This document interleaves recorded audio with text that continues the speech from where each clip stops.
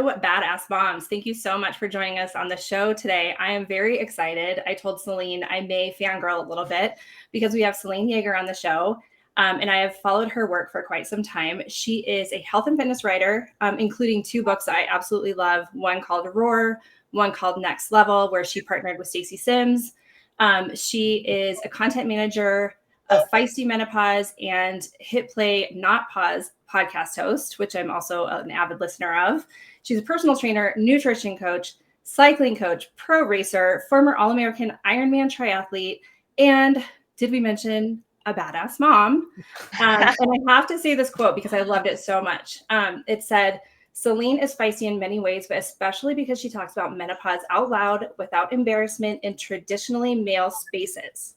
So thank you for this. Thank you. Yes. I hope I can live up to all that. How do we even sum that up? So Selene, you just have such an amazing background. You're an amazing human. So thrilled to have you on the show. So let's kind of start. Let's take it way back. Like, I want to know how you got into cycling. I want to know how you juggled it all, being a mom and, being a competitive cyclist, and, what brought you to your current path, and love to start there. Yeah. Whoa, there's a lot there. So I'll try to give you the high level version of all that. I always really just gravitated to riding a bike. I don't really know where that came from, but I was infatuated with it from a very young age. And even when I got my driver's license, I was sort of always that kid that would be like, oh, I bet I could ride 20 miles to the lake in my terry cloth shorts and, no water. I mean, I don't even know how I did it. I look back, I'm like, that was a really hard ride. Now we didn't know.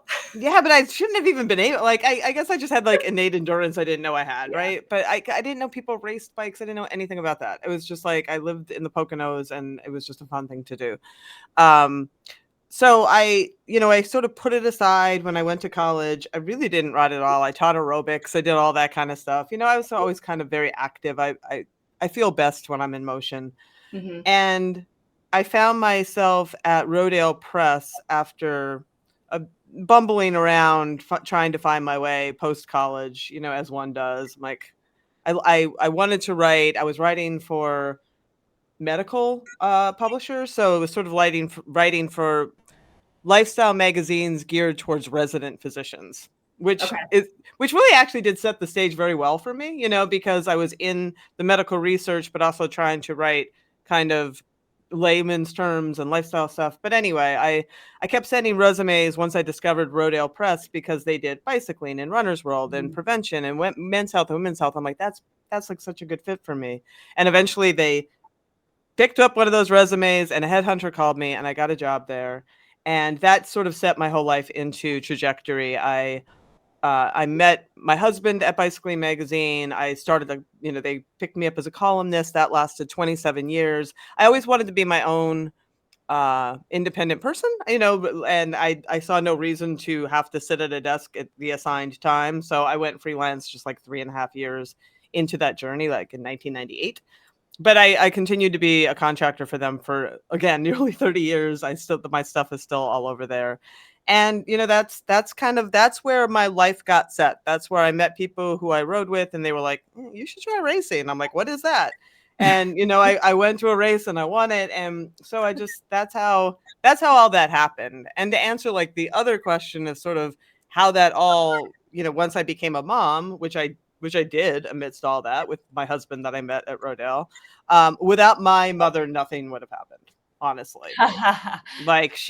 I would have never been able to travel to Africa and Brazil and all those places to race without her. And they still there are days that my daughter will drive right past my house and go up to visit my mom. So they still have a really good relationship. We do too, but it's kind of precious how that evolved, and they have their own very special relationship independent of myself. That's awesome. And we need those people that can help us. I mean, and I remember my husband and I literally high-fiving, okay, I'm back from my run. You go on your ride.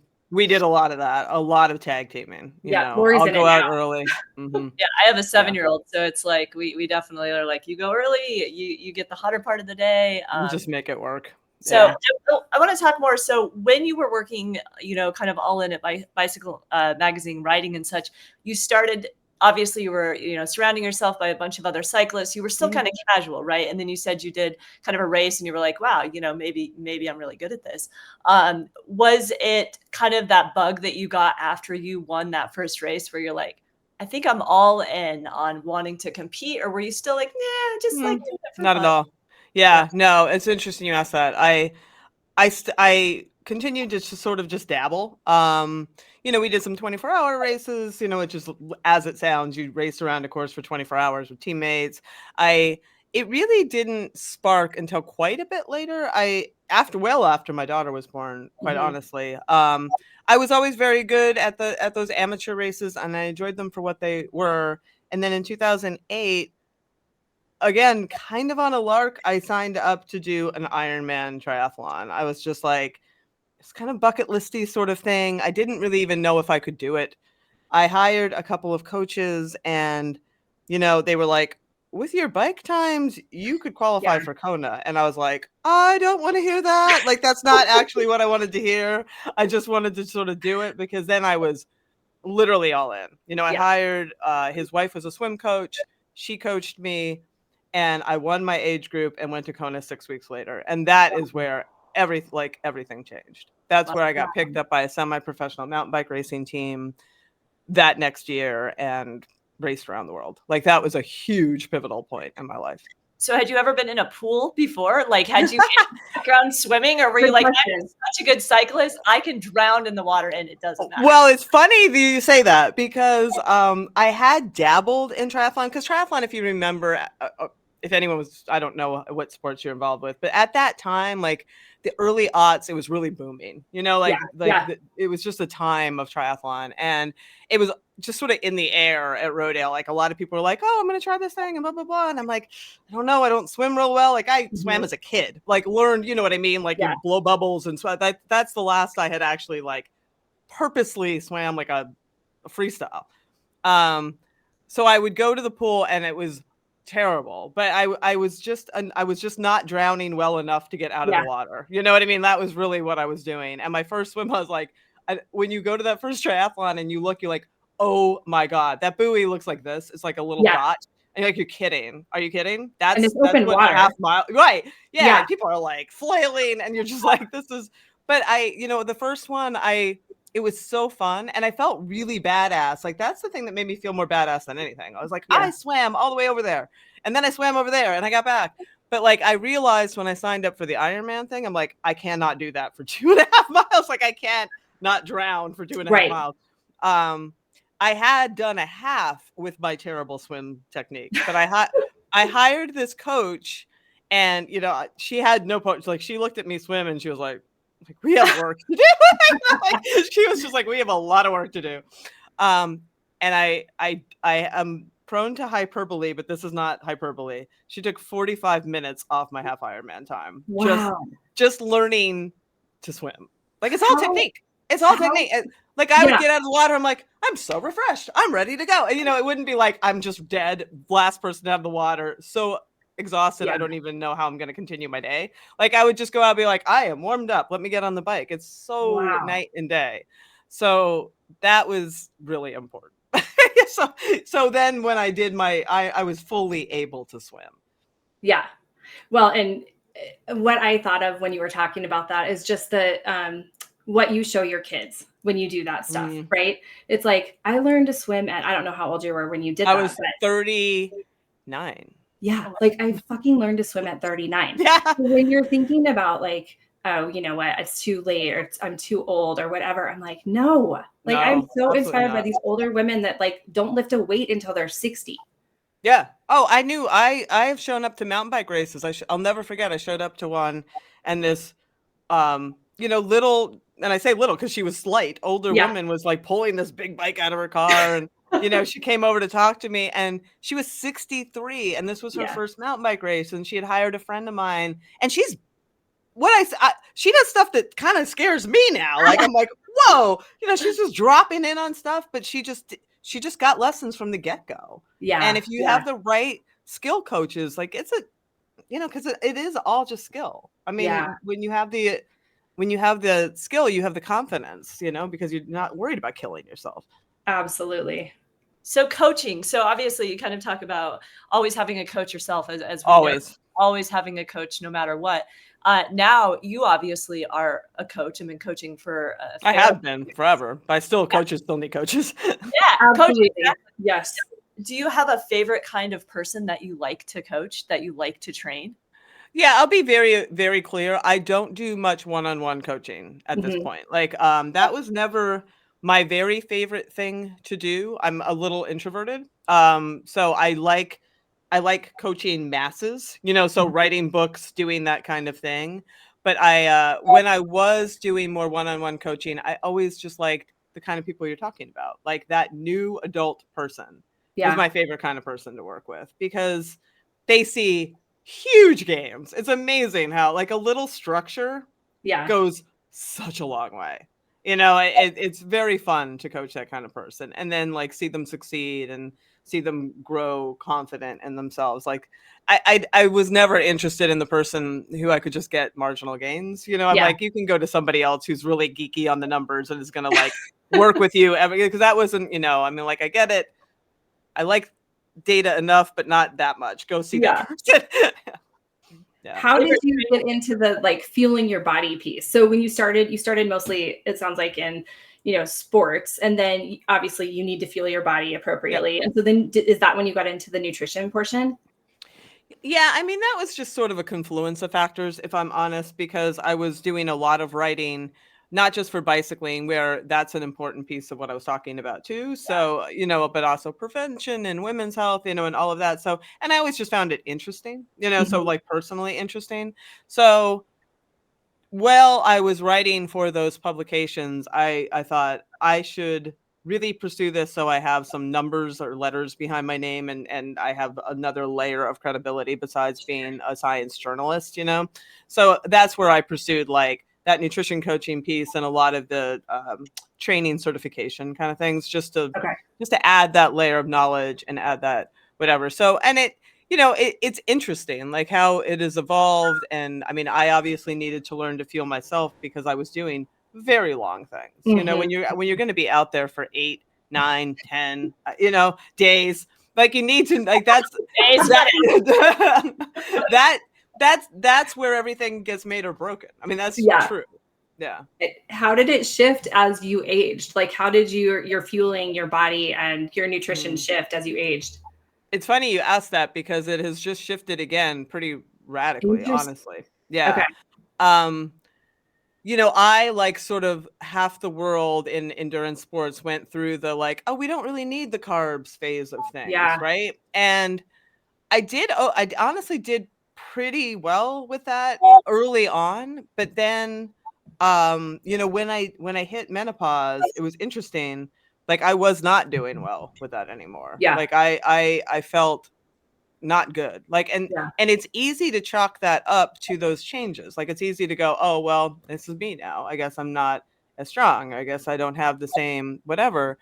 Um and I just thought I've been writing about carbs and you know, we know that that low carb thing is really not so great and I never felt calm, you know? So like I was just not eating enough carbs and not fueling for what I was doing, specifically carbohydrates. And I didn't understand as much as I do now about low energy availability and how low carbohydrate availability really puts you at risk for low energy availability and that those symptoms are very similar to perimenopausal symptoms. You know, I mean there's a lot going on there.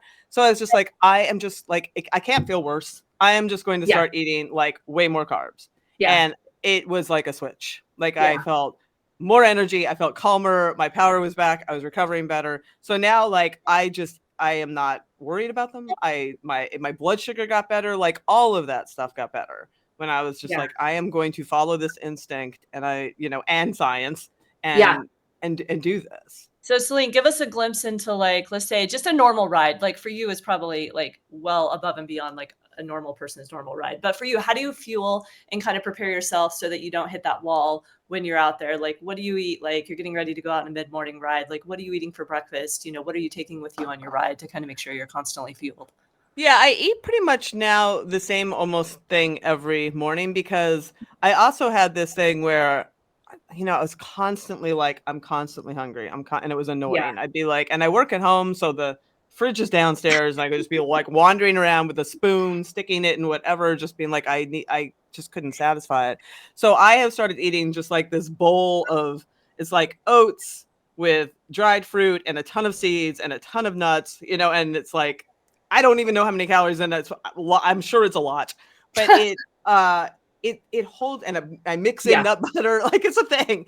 But it sustains me for 4 hours or so. Yeah. So I'm just like, that has been magical for me.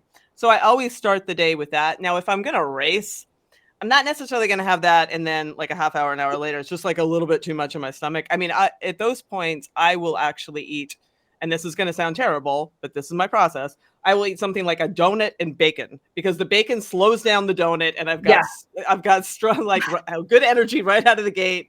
But I also have something going like, whoa, let's not shoot it all into the system right away. And like, it just works. And then I will carry, you know, some whatever I have. I don't like bars and stuff. They don't sit really well with me. So I'm a little fussy about what I'll put in my pocket to eat. But you know, I just make sure I have some sort of carbohydrate source that I will start to eat within an hour of starting a ride, if it's going to be a longer ride. Now, if I'm just going to go out for an hour, I'm not going to take anything. I'm just going to, like, you know, I'm fine for an hour. If it's going to be 3 hours, I will have something to eat midway.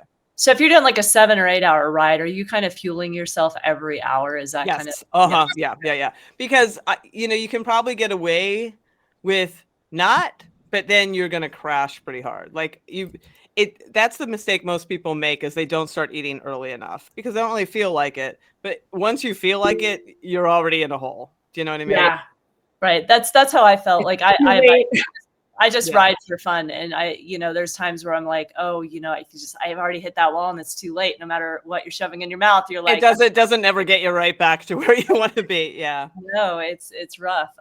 So let's kind of talk game about of catch up. Yeah. Let's talk about your books. So you have a lot of them, Jenny, and you've read a lot of them, and I'm going to get on that for sure. Why don't we dive into like what has been your favorite to write, and then Jenny, maybe you tell us what has been your favorite to read. Wow. Oh my God, next level. Yeah, I mean, I'm going to say next level. Like, Roar has a special place in my heart because it started something, right? Like, that book was really important because Stacy was pretty much a lone voice in the wilderness at that point, saying the stuff that now you hear everywhere. You know, it's really caught on. But that book, like, meeting her, I met her at a conference in Colorado that, you know, you have to get CECs to continue your credentialing. You know what I mean? So I went to like the USA Cycling Coaching Summit every other year because you got this bundle of credits that would carry you over for another 2 years. And they always had the same dude saying the same thing on the stage. They just did. It was like, I'm like, and in 2014, I think it was 14, whatever. A friend of mine who lived in Colorado Springs, who always went, was like, I know that you are dreading this, but you should go and see this woman, Stacy Sims, talk. And I was like, okay, now that's something to look forward to. And I saw her talk, and she got up on stage in a sea of men, because it was mostly men, and talked about periods and hydration and women's menstrual cycles and the luteal phase and gels and all of the things. And she walked, when it was done, she walked out, and it was like the Messiah leaving the room. Like, people just jumped up and like followed her out the room. And I was just like, I'm like, she needs a book. I'm like, that's all I could think of. And I just got in that line. And when I got to her, I was like, that was amazing. You need a book and I can help you do it. And she's like, great, let's do it. I mean, literally. And then not that long from there, I was flying out to Fairfax, you know, out in California, and doing research with her. And it was, I mean, that was like a really big deal. So that book will always have a special place in my heart.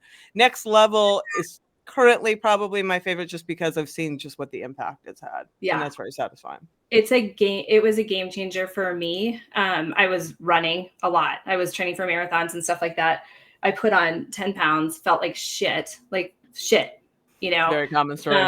And finally I was like, I think I can't do marathons anymore. And I love to run, but I'm just going to keep it short. And I still get my mental, you know, it's my therapy. But so I went back. I had been a big proponent of lifting until running started taking up more of my time. And I went back to lifting, and I feel better than I have in years. So, I mean, it's been an absolute game changer. So Lifting was a recommend game it. changer for me too. I mean, I was Yeah. always very muscular, so I just really didn't have to. I would just do like core work, you know, Yeah. mobility, that kind of stuff. But when I remember, like, I was racing in Cuba and I was probably 48, maybe going on 49, and I just like, where is my power? You know, you Yeah. get so accustomed to a certain feeling when you stand on the pedals, and just like, I guess this is the beginning of the end. You know, I mean, that's really Yeah, how I you felt. do. And And yeah, you've but got I called Stacy and we were writing that book, and I'm like, I don't know if I can do this. Like, yeah, if I can't speak from my heart, then I am not this person that we should. And she's like, calm down, you know. And she yeah, had me like start lifting, and I had never been under a barbell. Like, that wasn't yeah, something that we did then, you know. So like, it was like a switch went off when I started lifting heavier again. And, you know, and made some other changes, and like, you know, we talked about with the fueling, but I think the lifting was enormous. And then I went on to win a race when I turned 50, and I was like, okay, yeah. we can definitely do this book. I think too that the difference is I've read there's so many books from men talking about women's fitness, and I started honestly to get pissed off.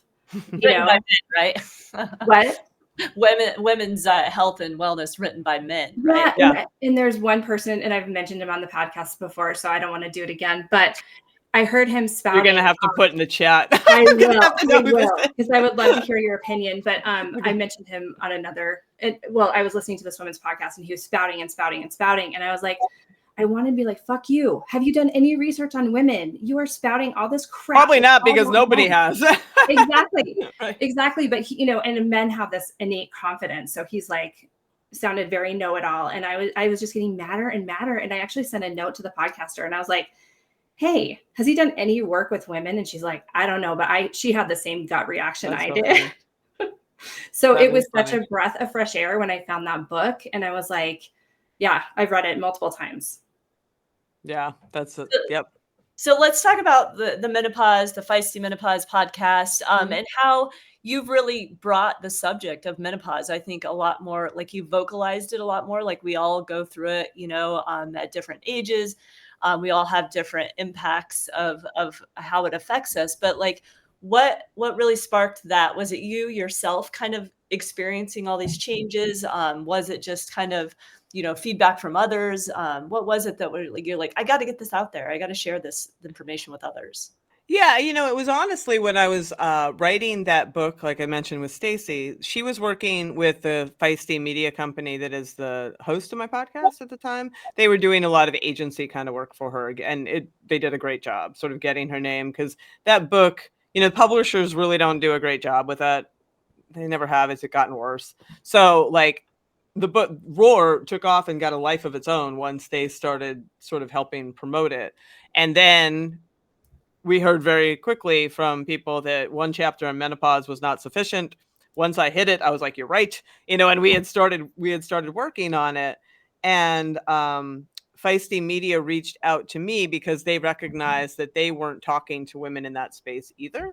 You know, so Mhm. they knew I was working with Stacy. They knew we were doing this book, and they said, um, would you do a webinar or that kind of a thing, you know, like an online kind of thing on the topic of menopause?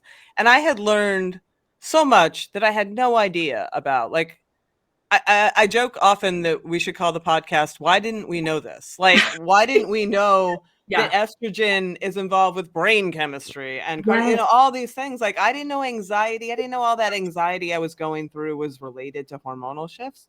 And like, once I did, like, the anxiety didn't vaporize, but at least I knew what it was, and it made it better just knowing that, oh, I'm For like, sure. okay, this is about hormones.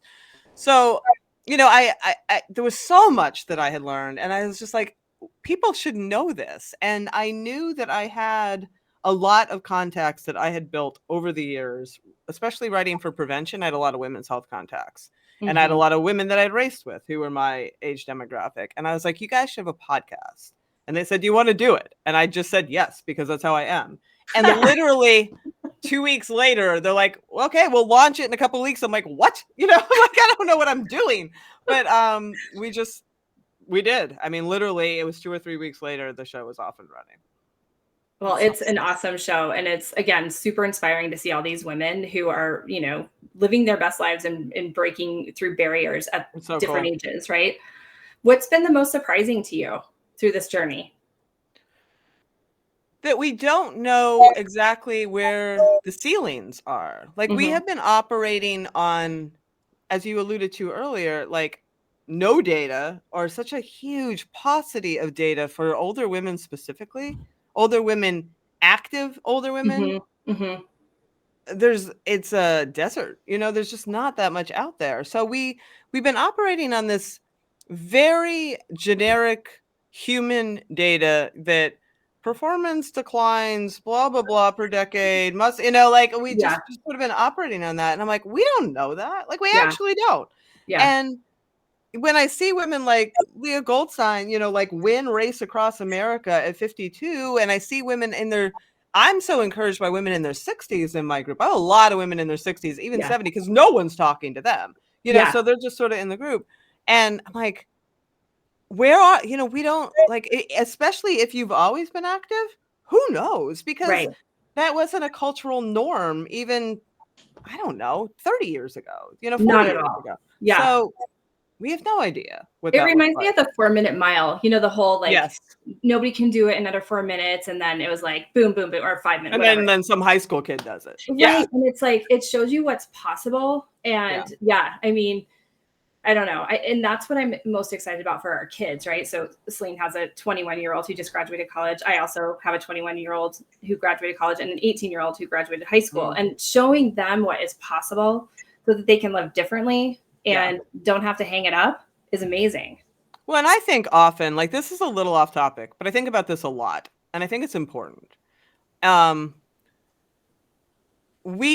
We, and I'm going to say I'm 55, and I grew up especially with this sort of notion that older women let themselves go, Oh yeah. or, and well, no wonder he picked up on a younger wife. Like, she doesn't have sex with him anymore, and look at her, she doesn't, and fuck. Like no one ever talked about like that her vagina, that it hurt when she had Yeah. sex. Yeah. You didn't talk about that because Yeah. she had genitourinary syndrome of menopause. Like, Right. so of course she's not having sex. Right. No one talked about like that she's not sleeping and she's anxious and like, it makes me really angry how we dismiss those women as just like, once they get older, they get kind of like that. I'm like, that I think about that a lot and how sad it makes me, Oh because yeah. those women were alone and left and abandoned Yep. and dismissed. Like that makes me very upset. And they And I didn't am, talk about yeah, it. So no, they didn't know that others were going through it. And social yep, media is shitty for a lot of reasons and also amazing for a lot of reasons. 100%, yes. Yeah. So Those let's genies are not going back in the bottle. Yeah. Yeah. for sure. So your daughter, Selene, let's talk a little bit about her. Is she an athlete? Is she into cycling? I'm just curious if she went like the other way or she's following in your footsteps. No. And it's funny because she has said heartbreaking things to me over the years. She is a wonderful, wonderful kid. She was in the marching band. She likes to be active, but not athletic, so she swims, she hikes, she walks, she does stuff. She's not super into biking. That's fine. I think for a bit she felt like she had to try to be a mini me, and I was like, well, nobody needs another me in this house. That's fine. And like there was a point at which she said, "Are your friends disappointed when they meet me?" Oh God. Right. And my heart just cracked in a million. I was just like, no, nobody expects like, no, because most of my friends are they ride and they're, whatever. And I was like, not in a million years are they disappointed. Yeah. Yeah. It's hard. My daughter, my older one, she has gotten more athletic as she's gotten older, but I mean, she wasn't athletic as a kid. And I played soccer and stuff, but I wasn't talented by any means. So I got into it later in life too. And maybe she will, maybe she won't, but whatever she wants to do, that's cool. Yeah. Right. And she knows she needs to take care of herself. Like, that's the Yeah. only thing. I'm like, we have some grandparents that, she can see what happens when you don't, Yeah. when there's gross neglect and a lot of Yeah. television and complete neglect. And Yeah. she recognized that. I'm like, your path is your path. but I just want you to see, like, taking care of this vessel will benefit you. I mean, and then you make your own decisions. Right. And I think that's so important. You said that. So I have a son that's 7 and, he, knock on wood, hasn't broke anything yet. But like this summer, I swear he's had like 5 friends break their arms. And I'm always reminding him, I'm like, you have one body. You can make the choices you want with it, but like that is your body. So like think it's going to carry you a long time. I know you don't understand that. I know. I'm like, this is what you got, bud. But he's 7, so he's like, I'm gonna jump off this, and I'm gonna, but I think it's a good little bit reminder, just because it goes a long way with like everything you put in your body and everything you do with your body. Like it's what you carry with you your whole entire life. So you don't have to be a competitive athlete, but treat yourself. Totally. Treat yourself nicely. Some of the decisions we made. Like I mean, I even think about. We didn't wear as much sunscreen as kids. We didn't sunscreen. I was in baby oil, like laying. I know. I'm like, oh my god, if we could go. If like, it had 2 SPF, I was like, I don't know, man. Like, I gotta get. That's a lot. Yeah. My daughter just got burned for the first time at 18. 18. Wow. I was we were like not able to move. Yeah, I know. It's like putting tea bags and like. It was like a game to pull the like skin off yourself as you were like, so bad. I know. So bad, but true. I'm like, it's so true. I know. But like, we have learned. We've progressed from that, which is good. Absolutely. So what's coming up for you that you're super excited about? What's coming up for me that I'm super excited about? That's a good question. I will tell you what I just did a thing that I was super excited about. Is we went to Kansas I got inducted into the Gravel Cycling Hall of Fame, which was cool, very exciting. And I got to give a speech where I mentioned menopause in front of a big group of people, which I very much enjoyed doing. So that was like sort of the highlight of the early part of the year for me. I've been really looking forward to that, and it was a great week. It was very special, and I'm still like sort of on a little bit of a high from that. And then, just the summer, we have some really fun plans going out to Idaho for an event with my daughter. She just bums around the town and helps with the race. Sometimes she helps hand out water bottles and that kind of thing. I love it. So, so that's is she fun. living in Idaho? No. The event is in Idaho. Okay. So okay. We'll travel out togetger. Selene, are you in Colorado? No, I'm in Pennsylvania. Oh, yeah. Darn.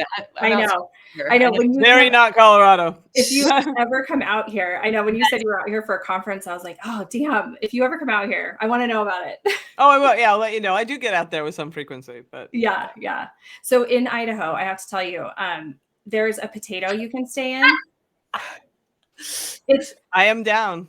Okay, I'll send it to you. So my daughter, she found it on Instagram like years ago, and it was 2020 when I was like, my job, they had laid people off, and I was like, let's go stay in the potato. And so we drove out to Idaho, and we stayed in this potato. It's in a field. There's a pasture of cows right there that you can like pet.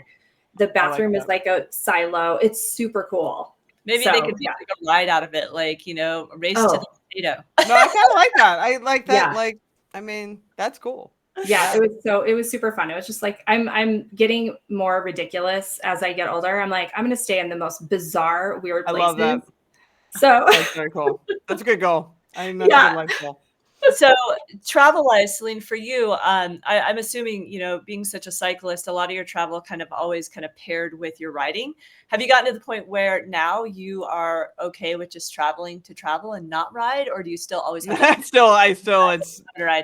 very much prefer it being because my husband rides too, and now that I am racing less and caring about that less, we get to ride together more, and we've been doing like more bike packing kind of stuff together, which is very fun. Are you saying you used to leave him in the dust and now you're like, yeah, I mean that's just the truth. I mean, and he knew, I mean, it is what it is. But he, genuinely, it was hard. He felt left behind because he likes to ride with me. So it's been fun to be able to do that stuff together and not be like, oh, I still have to train, Right. Just for fun and enjoyment. Yeah. What's your favorite place that you've biked? Ever? Yeah, ever. It's a really close call between Brazil and South Africa. Okay. But I will boy, that's hard. I'll probably give it South Africa because it was so incredibly beautiful, but they're very close by. Was it That's so cool. hot? So hot though? It was it's early season that they do that stage race, so it does get hot, but not like insane hot. Yeah. The hardest part is coming out of training over Pennsylvania or Northeast winter, and you hit the ground in March in South Africa, and you're like, I am so not ready for this. Like it's hard to get, and I didn't have time to like, I'm gonna spend a month in South Africa. I mean, Right. I just like kind of hit the ground running and pray for the best. Yeah. So empty nest, you're empty nesters. Yep. How does it feel? Like what I love are it. your okay. Tell us what you love about it. I love it. And it's, like our daughter still, she's sort of in that liminal space where she has her apartment, but the lease is up and she's here sometimes. But what I love is it's very much like when Dave and I first got together, that we wake up on a Saturday morning and it's ours. Yes. It's just like, what are we going to do today? Whatever we want. Yeah. And, that's nice. And we just, we've always had dogs forever too. Like, I think when you have kids, dogs, why not have goats, everything? Like you're taking care of everything anyway. It doesn't matter. What's right? I mean, it feels that way. Totally. I have a dog and cat and kid. Yeah. But now we have 2 cats, but our last dog just died last year, which was hard. Yeah. But also we're enjoying the freedom from that space too now, because that really opens. We're not somewhere 3 hours away going, who's going to take care of Curtis? We got to call somebody. You know what I mean? Like make sure that somebody lets the dog out. Who gets the call today? Yeah. Yeah. So it's just like, it's like a really heady kind of freedom that we haven't known in a long time that I am very much enjoying. Good for you. It's funny. Because I'm like, we have to figure out what we like to do. And we both have a ton of hobbies and they're mostly outdoor. And I was thinking about like, what did we do when we first got together? And it's very different. Like we hiked and stuff, but I wasn't a runner. He was into biking, but not like he is now. So our lives look very different, but it's such a great place to be. And the hobbies that we have lend itself to being empty nesters, right? Because we can be gone all day. Totally. That's what I mean. Or we can I got into, I'm kind of a bird nerd too. So like, and I love paddle. When you got around 50, because I swear to God, at like 47, I was like, it happens. It's I know it's inevitable. And I didn't believe it. It's weird. I have like 12 pairs of binoculars now. I'm very geeky. It's just ridiculous. But it's good. You embrace it. Just come to it. It's okay. I have a few years left before. Before they. It's just a thing. It's just a thing that happens. Nobody talks about it, but you'll come to that side.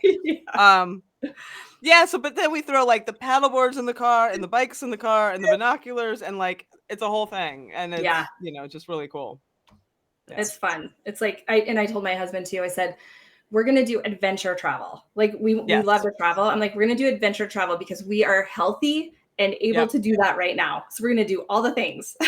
And that will enable you to continue to be healthy and do all those things. Yes. Mm-hmm. So, Selene, before we wrap it up, I want to know what's the best advice that you could give to just women in general? That's a big question. It's a big question, but I think you can answer it. I only throw the big question out to the really true badasses that can. Yeah, I mean, boy, I think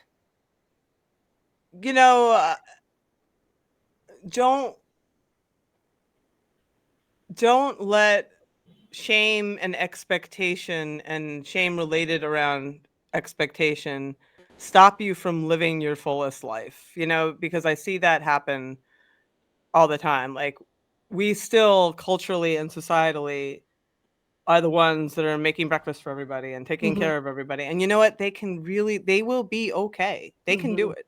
They will figure it out. They really, really can. Yeah. Just give them a little warning. Like, I'm going to South Africa in 2 weeks. It's on the calendar. You guys got to figure it out. Like, I will not be here.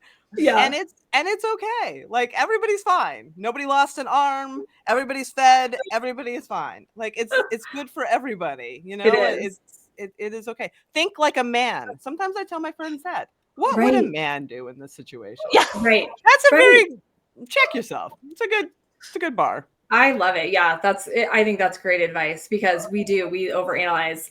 I joke I could put overanalyze on my resume, right? Like, But it's true. Like, I'll be out on a ride. I'll be like, oh, I should get back. I said I'd be back. My husband doesn't even know what time it is.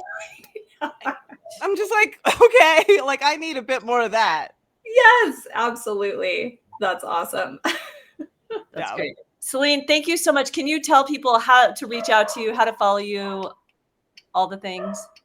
Yeah, they can follow me. The best place to find my work really is feistymenopause.com. Like that's where all my writing is and all of that kind of stuff. You can follow us there on Instagram and Facebook.